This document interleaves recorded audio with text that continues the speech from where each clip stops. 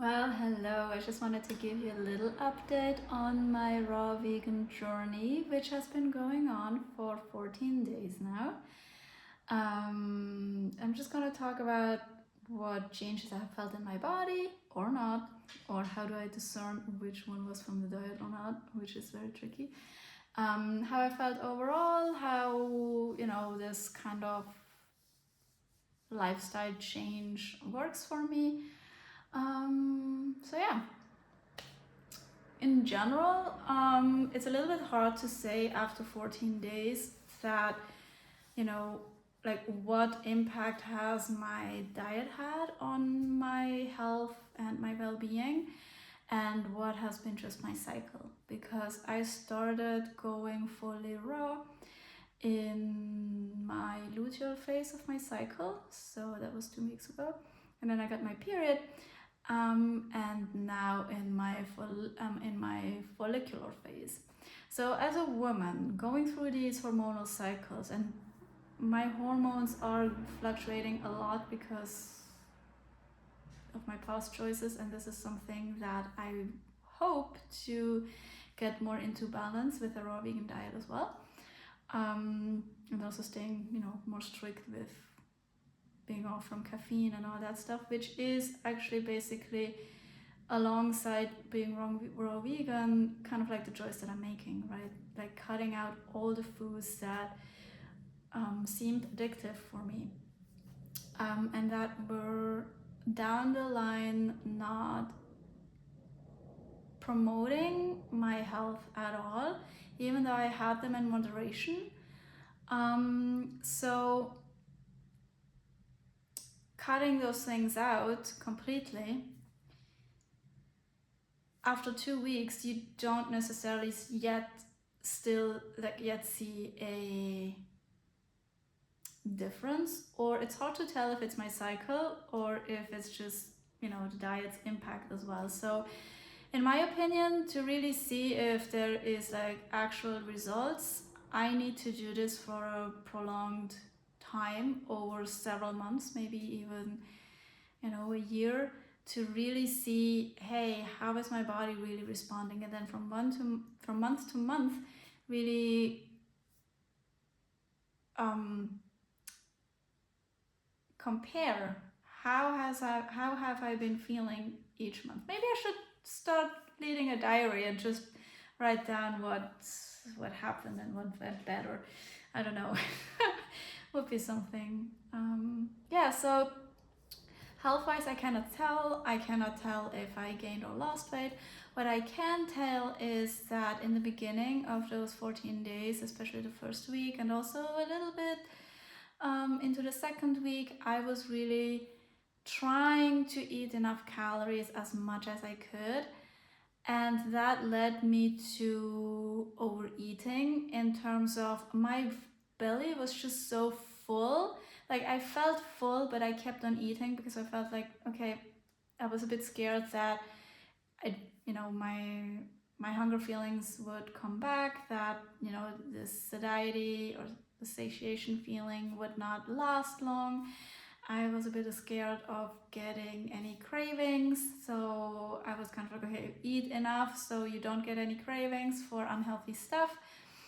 But overeating in that way, like just eating past fullness, it wasn't overeating, but it was eating past fullness, has led my body to feeling bloated and a little bit sluggish. Then again, a little bit was also my cycle, one part, and then the other part was also probably just having a lot of fiber and eating a little bit more than I would usually do, and my body not being able yet to process that. So I cut down and I went back to just eating intuitively, or more intuitively, in terms of portion sizes and also what foods I want to eat.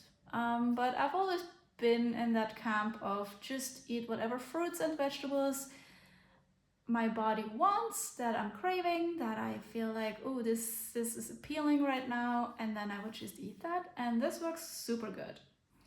So as to cravings, none have happened. No cravings for unhealthy stuff. Like I had, other than once, but that was me being super tired and thinking, oh my gosh, it would be so cool to have a matcha or a coffee right now. But it wasn't necessarily a craving, but I really craved the substance itself.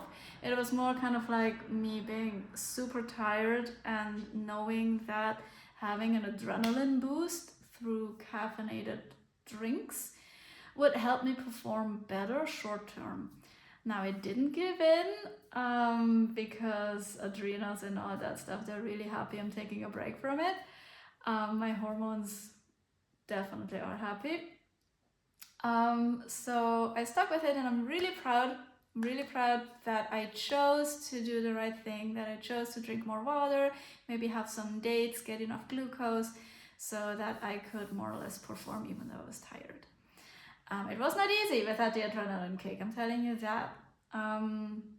Yeah, and all in all, it has been rather effortless to eat that way, and surprisingly so. Like, I did not expect it to be that effortless, which is really cool.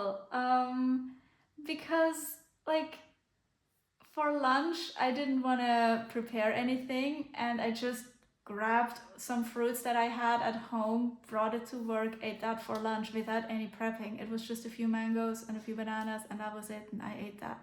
I had a knife and some plates at work that I could use, so I was just doing that.